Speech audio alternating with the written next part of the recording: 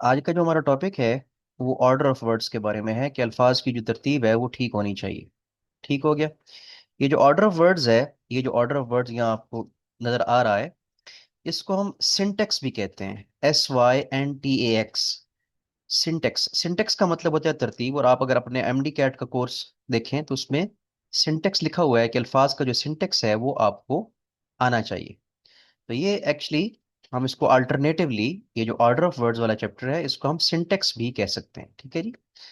तो अच्छा, अब देखिए, आपके हर जबान का एक सिंटेक्स होता है, एक अरेंजमेंट ऑफ वर्ड्स होती है। अगर आप उर्दू देखें तो उर्दू का जो तरतीब है, उर्दू जो हम बोलते हैं आ, हमारी नेशनल लैंग्वेज, तो उसमें हमारे पास पहले सब्जेक्ट होता है और फिर ऑब्जेक्ट आता है और एंड पे वर्ब होता है। ठीक है। यानी उर्दू के अंदर सब्जेक्ट और उसके बाद ऑब्जेक्ट और एंड पे वर्ब होता है। मसलन अगर मैं ये कहूँ कि मैंने जो है डबल रोटी खाई, ठीक है, या मैंने आम खाए, तो मैंने और फिर आम ऑब्जेक्ट आ गया, और खाए, खाने का जो अमल है वो एंड पे आया। तो उर्दू में जो सिंटेक्स होता है अल्फाज का वो ये होता है उर्दू में कि सब्जेक्ट के बाद ऑब्जेक्ट होता है और एंड पे वर्ब होता है। लेकिन इंग्लिश में आप ये देखते हैं कि इंग्लिश में वर्ब कहाँ होता है, कौन बताएगा? वर्ब जो होता है वो मोस्टली, इन मोस्ट केसेस जो है, वो दरमियान में होता सेकंड है नंबर हमारे। पे होता है। जी बिल्कुल, वर्ब हमारे जो है इन मोस्ट केसेस। अब उसमें कुछ अनयूजुअल केसेस भी आएंगे, कुछ एक्सेप्शनल केसेस भी आएंगे, वो हम अभी पढ़ेंगे। लेकिन हमारे पास जो इंग्लिश में होता है वो वर्ब दरमियान में होता है, सब्जेक्ट शुरू में और ऑब्जेक्ट एंड पे होता है। उर्दू में तरतीब डिफरेंट है। और मसलन इंग्लिश में अगर मैं ये कहूँगा कि आई एट मैंगोज, तो उसका जो है आई एट, आई सब्जेक्ट है और एट वर्ब है और एंड पे ऑब्जेक्ट मैंगोस है। तो ये है जी इंग्लिश की। तो ज़ाहिर ज़ाहिर है कि हम इंग्लिश से डील करेंगे तो हमारे पास ये जो रूल्स हैं ऑर्डर ऑफ वर्ड्स, जिसको हम अल्टरनेटिवली, मैंने क्या वर्ड बताया है जो आपके एमडी कैट में है, उसको क्या वर्ड मैंने बताया अभी? कौन बताएगा? सिंटेक्स। सिंटेक्स जो है, सिंटेक्स। Yes, syntax, SYNTAX। और जिन लोगों ने अगर आईसीएस जो करते हैं वो ना प्रोग्राम्स भी लिखते हैं ना कंप्यूटर के, उसको भी सिंटेक्स कहते हैं, जो तरतीब होती है। तो ये बेसिकली हम सिंटेक्स पढ़ रहे हैं। और ये जो है, ये चीजें पढ़ाई जाती हैं हायर लेवल पे, बीएस इंग्लिश जो बच्चे करते हैं। अच्छा, ऑर्डर ऑफ वर्ड्स में हमारे पास जो पहला रूल है तो वो बड़ा स्ट्रेट फॉरवर्ड से है। एक्चुअली इस रूल के अंदर कुछ आगे, रूल नंबर 203 के अंदर आगे पॉइंट्स हैं, हम सबको हमने डिस्कस करना है। पॉइंट ये है कि in English, owing to the fewness of the inflections, the order of the words in sentence is of the first importance। English के अंदर इन्फ्लेक्शंस, ये अल्फाज की जो है डेराइव जो अल्फाज किए जाते हैं ना, इसको इन्फ्लेक्शन कहते हैं। जो अल्फाज अक्स किए जाते हैं उसको इन्फ्लेक्शन कहते हैं। तो अल्फाज जो है उसमें अक्स नहीं किए जाते ज्यादा इंग्लिश लैंग्वेज के अंदर, इसलिए अरेंजमेंट ऑफ जो वर्ड्स है वो बड़ी ही अहम है, ये वो बात कह रहे हैं। तो अब इसमें हमारे पास कुछ रूल्स हैं, जिनमें से इन 203 के अंदर जो पहला है वो कहते हैं the following is the usual order of the words in English. आमतौर पर इंग्लिश में जो अल्फाज की तरतीब होती है उसकी पॉसिबिलिटीज क्या क्या हैं, और उसमें हम गलती से बच कैसे सकते हैं, अपनी मिस्टेक्स को अवॉइड कैसे कर सकते हैं। अब हमारे पास जो फर्स्ट है, the subject usually comes before the verb. तो ये एक आम सी बात है, ये आप जूनियर क्लास में पढ़े और पढ़ते हैं आए हैं, ये कि जो सब्जेक्ट होता है वो यूजुअली लिखा हुआ है। यहाँ लफ्ज ऑलवेज नहीं लिखा हुआ, यूजुअली लिखा हुआ है, यानी हमेशा तो नहीं होता, लेकिन मोस्टली ये होता है हमारे पास कि सब्जेक्ट जो होता है वो वर्ब से पहले होता है। The dog bit the horse, the people rang the bell for today. तो ये जो नाउन है, जो पार्ट ऑफ स्पीच के लिहाज से नाउन है, लेकिन फंक्शन के लिहाज से सब्जेक्ट है, डॉग और पीपल, ये वर्ब से पहले आया है। तो that's quite common thing in English, सबसे कॉमन यही बात है। और दूसरा पॉइंट ये है कि the object usually, not always लिखा हुआ है, usually comes after the verb. जो मफूल होता है वो वर्ब के बाद आता है। The horse bit the dog और the king wears a crown. तो ये डॉग और क्राउन जो हैं वो जो है ऑब्जेक्ट है। वैसे घोड़ा काट सकता है कुत्ते को, लेकिन चलिए उन्होंने कह दिया तो काटता होगा भाई।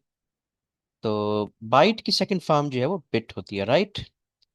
तो the horse bit the dog, dog object है, क्राउन जो ताज होता है वो बादशाह का।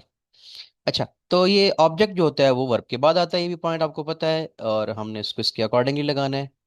और वैसे एक्टिव पैसिव वॉइस में इसकी जो तरतीब होती है उल्ट हो जाती है, ऑब्जेक्ट शुरू में आ जाता है, सब्जेक्ट एंड पे चला जाता है। अच्छा, अब rule number 3, when there is an indirect object and also direct object, the indirect object precedes the direct. वो कहते हैं आमतौर पे अगर इनडायरेक्ट ऑब्जेक्ट और डायरेक्ट ऑब्जेक्ट दोनों हो तो इनडायरेक्ट ऑब्जेक्ट जो होता है वो डायरेक्ट ऑब्जेक्ट से पहले आता है, ये इसका मतलब है। अब आप मुझे बताएंगे, आप लोग, क्योंकि मैंने ये बात आपको पढ़ाई हुई है कि जी मफूल दो भी आ जाते हैं बाज दफे, किसी जुमले में दो मफूल दो ऑब्जेक्ट आ जाते हैं। तो वो आप मुझे मिसाल देंगे और आप मुझे बताएंगे भी सही, आप में से कोई, कि डायरेक्ट ऑब्जेक्ट और इनडायरेक्ट ऑब्जेक्ट में क्या फ़र्क होता है। तो बता सकते हैं कुछ, खुद से सोचें कि अब अगर जैसे मैंने आई एट मैंगोज कहा तो उसमें तो एक ही ऑब्जेक्ट है, ठीक है। लेकिन अगर मैं कहूँ दो, अब दो भी हो सकते हैं। He gave me mangoes, he gave me mangoes. अब इसमें दो ऑब्जेक्ट हैं, ही तो सब्जेक्ट हो गया ना, तो गेव मी भी ऑब्जेक्ट है और मैंगोज भी ऑब्जेक्ट है। तो आपने ये याद रखना है कि जो मी है ना, मी वो जो बंदा होता है वो होता है इनडायरेक्ट, और वो जो चीज होती है, क्योंकि वो चीज पहले होती है किसी सब्जेक्ट के पास जो उसने देनी होती है, तो वो डायरेक्ट ऑब्जेक्ट है। अगर मसलन मुझे आप ये कहें कि अ, अ, मसलन इसके अलावा और क्या पॉसिबिलिटी हो सकती है कि you you gave me you gave me a book, या you gave her a book, you gave her a book. तो इसमें हर भी ऑब्जेक्ट है और बुक भी ऑब्जेक्ट है, तो इसमें डायरेक्ट कौन सा और इनडायरेक्ट कौन सा है? वो जो बुक है वो डायरेक्ट है, जो किताब है, और जो इनडायरेक्ट है हर जो है वो इनडायरेक्ट ऑब्जेक्ट है। तो उसमें हमारे पास पॉइंट ये है कि हमारे पास जो इनडायरेक्ट है वो पहले आना है आमतौर पे, ठीक है। लैंड मी यूर ईयर्स, ये एक मुहावरा होता है, लैंड मी यूर ईयर्स का मतलब मेरी बात सुनो। अब इसमें खैर सब्जेक्ट तो इसमें है ही नहीं ना, है ही कोई नहीं इसमें, ये वर्ब से स्टार्ट हो रहा है सेंटेंस। ऑब्जेक्ट दो हैं, मी भी ऑब्जेक्ट है और ईयर्स भी जो है वो ऑब्जेक्ट है। तो इसमें जो हमारे पास इनडायरेक्ट है मी, वो पहले है और डायरेक्ट ऑब्जेक्ट बाद में है। वैसे lend your ears to me भी हो सकता है वैसे तो, लेकिन वो ज्यादा कॉमन नहीं है। ज्यादा वो पॉइंट ये है कि ज्यादा कॉमन ये है ज्यादा, कि इनडायरेक्ट ऑब्जेक्ट जो मफूल है वो पहले आना है और जो डायरेक्ट ऑब्जेक्ट है वो आना है बाद में। अब मैं आपको कोई और मिसाल भी देता हूँ खुद से, खुद से मिसाल, मसलन मैं अब मेरे पास गिव के अलावा ही ऑप्शन मेरे जहन में अब आ रहे हैं। तो उसमें हमारे पास she gave me a gift. अब ये शी सब्जेक्ट है, अब मी भी ऑब्जेक्ट हो गया और गिफ्ट भी जो है वो ऑब्जेक्ट हो गया। तो she gave me a gift भी ठीक है और she gave a gift me भी ठीक है, she gave a gift to me. लेकिन जो है उसमें she gave a gift to me, उसमें हमारे पास डायरेक्ट पहले आया और इनडायरेक्ट बाद में आया, लेकिन वो ये कह रहे हैं कि मोस्टली आपने इनडायरेक्ट पहले लगाना है। She gave me a gift ज्यादा बेहतर रहेगा, जरा स्ट्रक्चर वो बेहतर होगा। तो पॉइंट ये है कि हमारे पास अगर मफूल दो हों, दो ऑब्जेक्ट हों, तो जो इनडायरेक्ट है वो डायरेक्ट से पहले लगाया जाता है ज्यादा कॉमनली, राइट। अब हमारे पास आ गया fourth point, when the adjective is used attributively it comes before the noun. अच्छा, ये और ये प्रेडिकेटिवली और एट्रीब्यूटिवली ये दोनों हैं, ये जो रूल नंबर 4 और 5 है ये आपको मैं मिला के पढ़ाता हूँ। मिला के क्यों पढ़ाता हूँ ये मैं आपको बताता हूँ कि देखें, अगर हमारे पास जो एडजेक्टिव होता है, ठीक है, वो मोस्टली आपको पता है कि वो नाउन से पहले आता है, बिल्कुल नाउन से पहले। मतलब few cats like cold water, few जो है वो भी एडजेक्टिव है, याद रखें कि ये फ्यू एडजेक्टिव है यहाँ, एडजेक्टिव ऑफ नंबर, और कोल्ड भी एडजेक्टिव है। तो इन्होंने नाउन्स को क्वालिफाई किया, वाटर को क्वालिफाई किया कोल्ड ने, कैट को क्वालिफाई किया फ्यू ने। तो ये जो होता है इसे हम कहते हैं कि ये एट्रीब्यूटिव यूज है। अगर वो पहले आया है उसकी क्वालिटी, एट्रीब्यूट का मतलब होता है क्वालिटी। आपने गॉड्स एट्रीब्यूट्स पोएम याद है ना आपको, वो 4 क्वालिटीज, जलालुद्दीन रूमी की थी शायद पोएम, आपने फर्स्ट ईयर के अंदर एट्रीब्यूट्स पोएम पढ़ी थी। अच्छा, एट्रीब्यूट का मतलब होता है क्वालिटी बताना, एट्रीब्यूटिवली, राइट। तो जो एडजेक्टिव होता है वो मोस्टली एट्रीब्यूटिवली यूज होता है, अगर एट्रीब्यूटिवली यूज हो तो वो नाउन से पहले आता है। मसला अगर मैं खुद से आपको मिसाल दूं कि ही इज टॉल मैन, तो ठीक है, is tall man, toll toll जो है वो एट्रीब्यूटिवली यूज हो गया।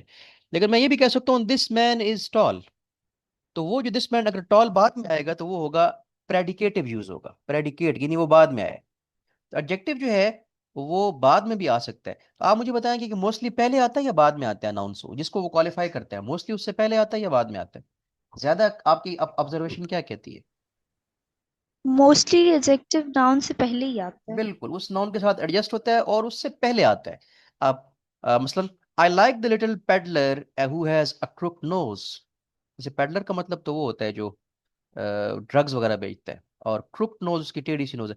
अब ये क्रुक्ड एडजेक्टिव है, लिटिल भी एडजेक्टिव है, पेडलर भी नाउन है, नोज भी नाउन है, तो इनसे पहले आया है। King Francis was a hearty king and loved a royal sport. Royal भी एडजेक्टिव है, हार्टी, तो ये पहले आया है। लेकिन वो ये कह रहे हैं कि हमारे पास जब स्ट्रक्चर हम पढ़ते हैं सेंटेंसेस का, तो बाज दफा एडजेक्टिव प्रेडिकेटिवली यूज किया जाता है, और प्रेडिकेटिवली इतना कॉमन नहीं है, और ये फिर उस नाउन के बाद में आएगा, फौरन बाद ना भी आए, उस नाउन के बाद कोई ना कोई वर्ब लगा होगा, उसके बाद आएगा। अब मैं इसकी मिसाल देता हूँ। The child is asleep.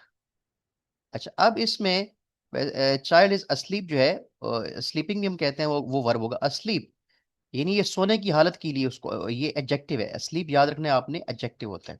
ठीक है। द हॉर्स बिकेम रेस्टिव, बेचैन हो गया घोड़ा। हॉर्स, अब ये हॉर्स की क्वालिटी बताई है रेस्टिव ने, लेकिन ये हॉर्स के आ रहा है बाद में, तो इसको हम कहते हैं प्रेडिकेटिवली यूज।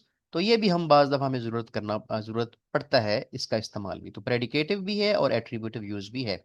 और आप ये याद रखें, एक बात आप याद रखें कि एमडी कैट में तो ये स्ट्रक्चर इस तरह के नहीं आते, लेकिन अगर आप लोगों ने नम्स का टेस्ट देना है, नम्स का, और मैं इंशाल्लाह आपको ये चीजें बताऊंगा नेक्स्ट मंथ भी, कि नम्स में ये ग्रामेटिकल इस तरह के स्ट्रक्चर बहुत ज्यादा आते हैं, कि जी ये प्रेडिकेट है या सब्जेक्ट है या ये क्लास है ये फ्रेज है।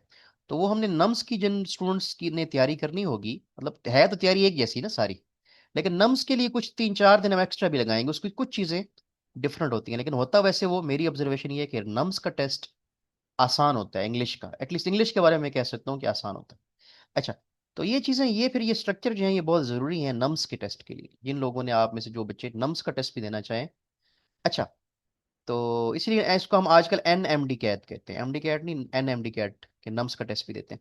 अच्छा, पॉइंट नंबर 6, नेक्स्ट हमारे पास है the adjective phrase comes immediately after the noun. इसको आपने इमीडिएटली पढ़ना है, जे की आवाज नहीं बोलनी।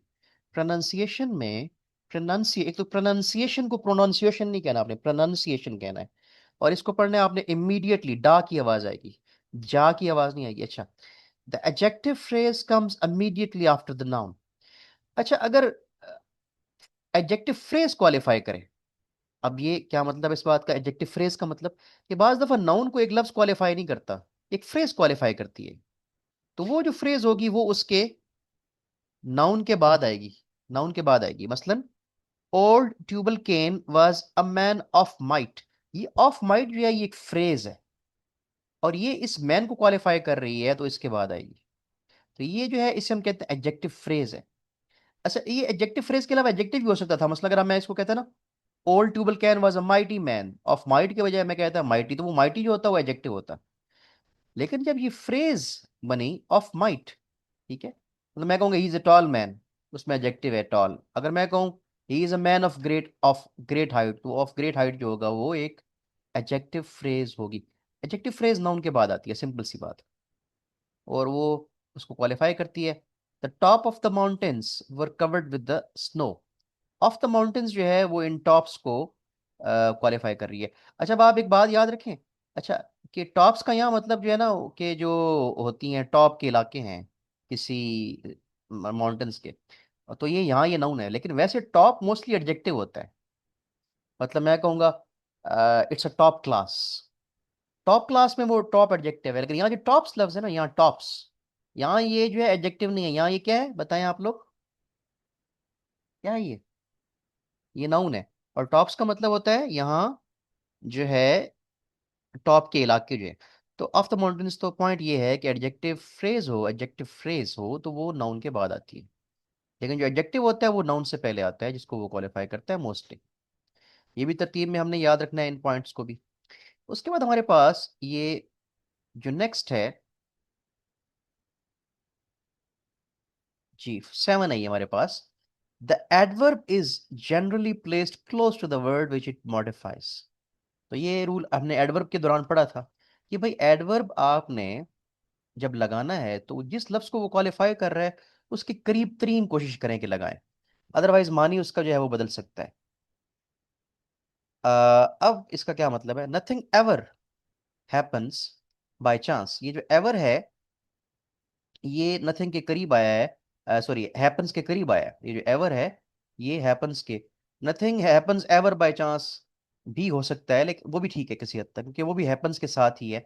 उसके क्लोज लगाना है हमने, ठीक है, उसके करीब तरीन होता कि वो, अगर आप nothing happens by chance ever, अगर आप एवर बिल्कुल एंड पे लेके जाएंगे तो वो गलत हो जाएगा।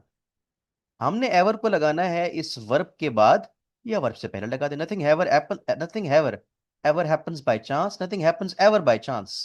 लेकिन कोशिश करें कि एवर पहले लगाएं। John is a rather lazy boy. Rather lazy, lazy adjective है, एडजेक्टिव को क्वालिफाई कर रहा है।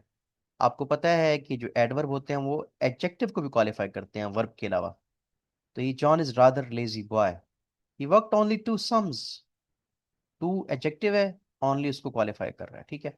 अब कुछ लोग ये सोचेंगे कि टू एडजेक्टिव कैसे हो गया। तो ये जिन लोगों ने शुरू वाले लेक्चर नहीं लिए, पार्ट ऑफ स्पीच को ठीक तरीके से नहीं पढ़ा, तो उनको ये समझ शायद ना आए कि सम नाउन है, नाउन को क्वालिफाई कर रहा है टू जो कि एडजेक्टिव है, एडजेक्टिव को क्वालिफाई कर रहा है ओनली जो कि एक एडवर्ब है। और पॉइंट ये है कि एडवर्ब जिस लफ्ज को क्वालिफाई कर रहा है उसके करीब तरीन लगाए। अच्छा, अगर आप ये बताएं ही वर्क टू सम्स ओनली, तब भी वैसे ठीक ही है जुमला, लेकिन हम ओनली टू सम्स लगाएं तो ज्यादा बेहतर है।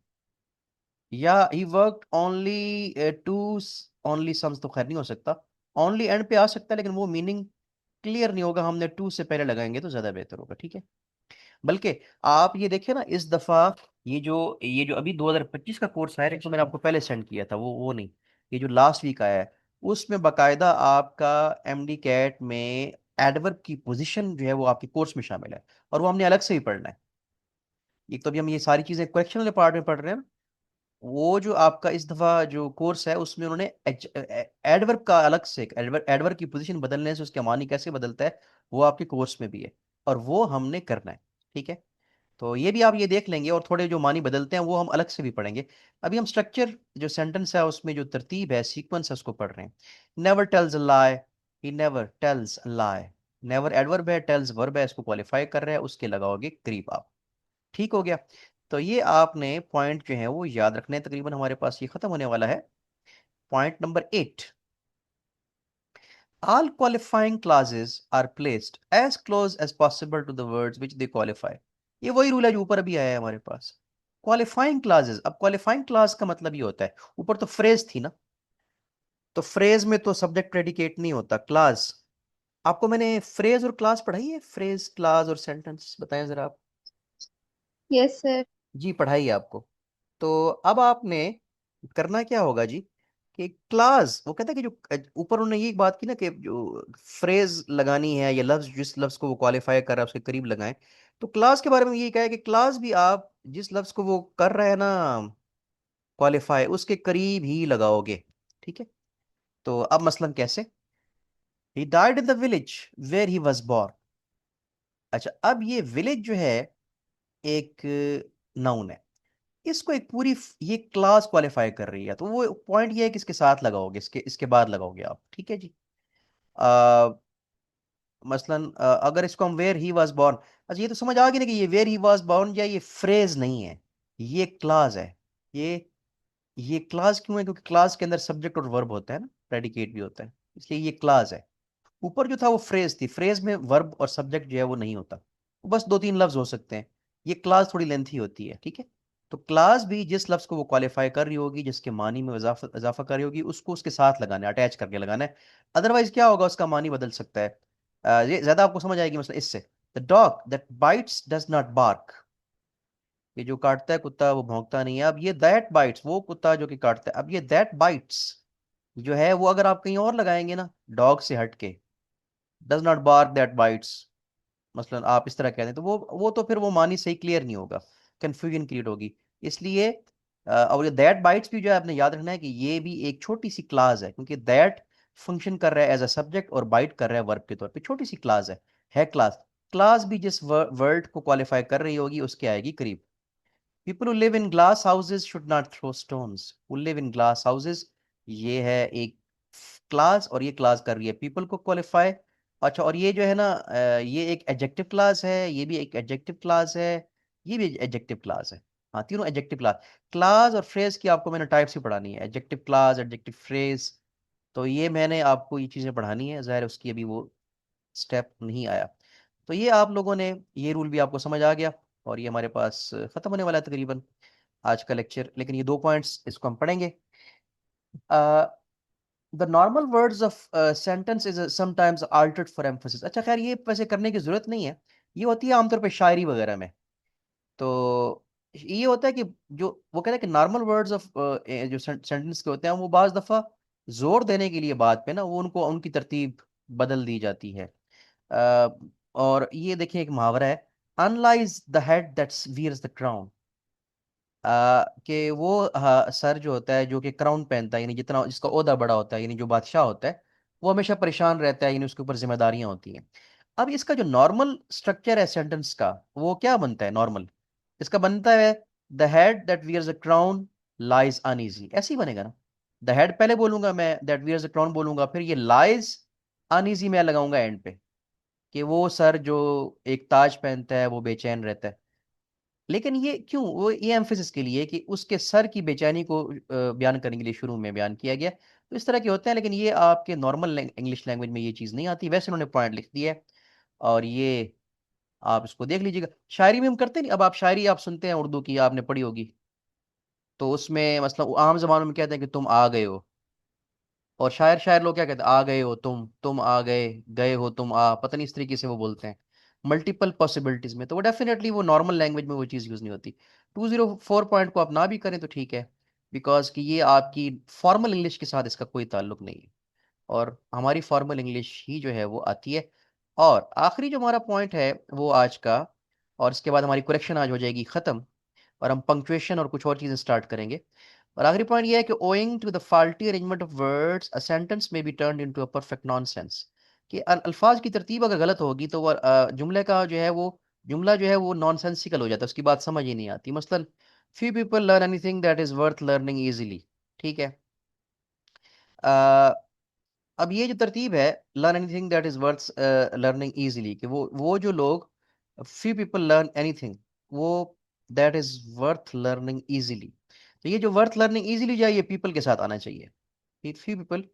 और या एनीथिंग के साथ जो है इसकी स्ट्रक्चर ठीक नहीं है इसका। एक और हम देखते हैं, he blew out his brains after bidding his wife goodbye with a gun। तो ये जो है, ये भी जुमला गलत है। तो ये देखिए क्या इसका बन रहा है कि he blew out his brains, कि उसने उसका सर फाड़ लिया after beating his wife with a gun.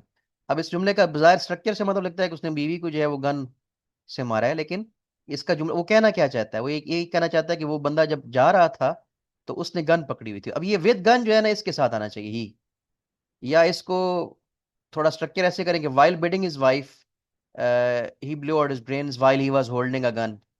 तो वाइफ के साथ ये गन नहीं लगाना, ये जो गन है उस बंदे ने, मतलब वो शिकार पे जा रहा था या किसी मुहिम पे जा रहा था। तो बिड का मतलब होता है गुड बाय कहना, ठीक है। तो ये विद गन जो है इस बंदे के साथ आना चाहिए, ही के साथ। तो ये जब आप यानी पॉइंट ये है कि जो अल्फाज किसी को क्वालिफाई कर रहे होते हैं किसी एक लफ्ज को, तो उसके करीब आए। एक और देखते हैं, gentleman has a dog to sell who wishes to go abroad. अब ये भी देखें, इसमें क्या है कि लगता है कि जैसे कुत्ता जो है बाहर जाना चाहता है। अब क्या, gentleman has a dog to sell who wishes to go abroad. अब ये अगर आप हमें who wishes to go go abroad जो है ये इसके साथ आना चाहिए। And gentleman who wishes to go abroad has a dog to sell, ये has a dog to sell, कि वो एक बंदा। अब इस तरह इसके स्ट्रक्चर से लग रहा है कि जैसे कुत्ता जो है वो बाहर जाना चाहता है और वो बंदा उसको बेचना चाहता है। That is not non sensical.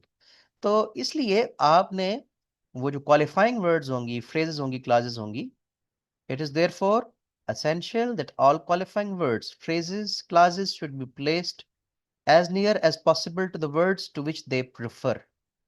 जिनके साथ वो रेफर कर रहे हैं, जिनके साथ, तो आप उनको वहीं लगाओगे, ठीक है जी।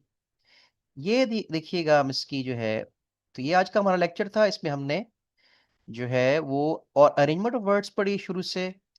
और ये आप इसमें जो 7-8 रूल्स हैं ये हमने पढ़ा। डायरेक्ट इनडायरेक्ट ऑब्जेक्ट का पढ़ा, इसको आपने सारा पढ़ना है। अगर आप इसको आज नहीं पढ़ेंगे ना तो आपको लगेगा कि ये नया है। हमने क्या पढ़ा, सब्जेक्ट पहले आता है, ऑब्जेक्ट बाद में आता है। डायरेक्ट इनडायरेक्ट ऑब्जेक्ट में हमारे पास इनडायरेक्ट ऑब्जेक्ट को पहले लगाना है। एडजेक्टिव एट्रीब्यूटिवली भी यूज होते हैं, प्रेडिकेटिवली भी यूज होते हैं।